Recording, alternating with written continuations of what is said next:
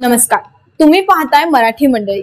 बीड जिल्ह्यातील संतोष देशमुख हत्या प्रकरणाचा तपास वेगाने सुरू आहे आणि आता या प्रकरणात मोठा खुलासा झाला आहे। तब्बल 13 आरोपींच्या 21 सिम कार्डचा सीडीआर पोलिसांनी काढला असून टॉवर लोकेशनमुळे आरोपींच्या हालचाली समोर आल्या आहेत। त्यामुळे सत्य बाहेर येणार का? चला जाणून घेऊया याविषयी सविस्तर माहिती। संतोष देशमुख हत्या प्रकरणात तांत्रिक पुराव्यांचा मोठ्या प्रमाणात वापर केला जात आहे। यामध्ये सीडीआर आणि टॉवर लोकेशन हे तपासण्यासाठी अत्यंत महत्त्वाचे ठरणार आहेत। पोलिसांनी 13 आरोपींचे 21 सिम कार्डचा सीडीआर म्हणजे कॉल डिटेल रेकॉर्ड काढला आहे।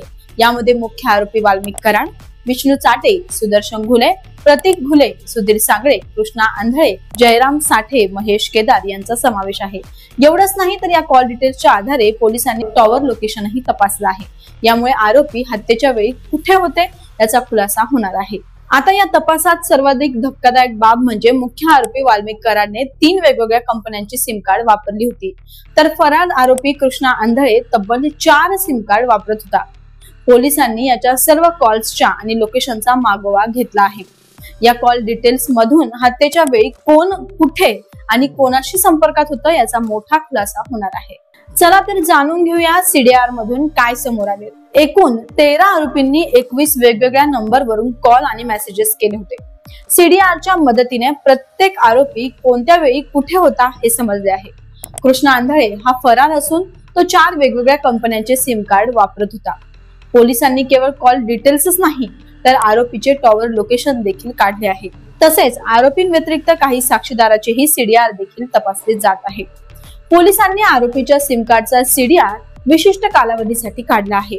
वाल्मिक कराडचा एक एअरटेल आणि 2 जिओ एकूण 3 सिम कार्डचा तपशील 28 ऑगस्ट 2024 ते 10 डिसेंबर 2024 या कालावधीसाठी काढण्यात आला आहे। आणि तसेच कृष्णा आंधळेचा एक जिओ, एक बीएसएनएल आणि 2 व्हीआय अशा 4 सिम कार्डचा तपशील 29 नोव्हेंबर 2024 ते 9 डिसेंबर 2024 पर्यंतचा डेटा पोलिसांच्या हाती लागला आहे। आणि आता या सर्व पुराव्यांचा उपयोग आरोपींविरोधात न्यायालयात करण्यात येणार आहे। कृष्णा आंधळे फरार असल्यामुळे त्याचा शोध घेण्यासाठी पोलिसांकडून जोरदार प्रयत्न देखील सुरू आहे। हे फक्त सीडीआर पुरतं मर्यादित नाही तर पोलिसांनी टॉवर लोकेशन काढलं आहे। म्हणजेच संतोष देशमुख यांच्या हत्येच्या दिवशी आरोप नेमके कुठे होते, ते कोणाशी बोलत होते आणि कोणाच्या संपर्कात होते याचा पुरावा आता पोलिसांकडे आहे। त्यामुळे या पुराव्यांच्या आधारे पोलिसांची केस आणखी मजबूत होणार आहे। सध्या एसआयटीने सीडीआर आणि टॉवर लोकेशन कोर्टात सादर केलं आहे। या पुराव्यांच्या आधारे आरोपींविरोधात आणखी कडक कारवाई होणार आहे। पुढील काही दिवसात या प्रकरणातील सुनावणी महत्त्वाची ठरणार असून या पुराव्यांवर मोठा युक्तिवाद होणार आहे। संतोष देशमुख हत्या प्रकरणात सीडीआर आणि टॉवर लोकेशनमुळे मोठा खुलासा झाला आहे। आता हे पुरावे न्यायालयात किती प्रभावी ठरतील, आरोपींना कठोर शिक्षा होईल का हे पाहणं देखील महत्त्वाचे ठरणार आहे।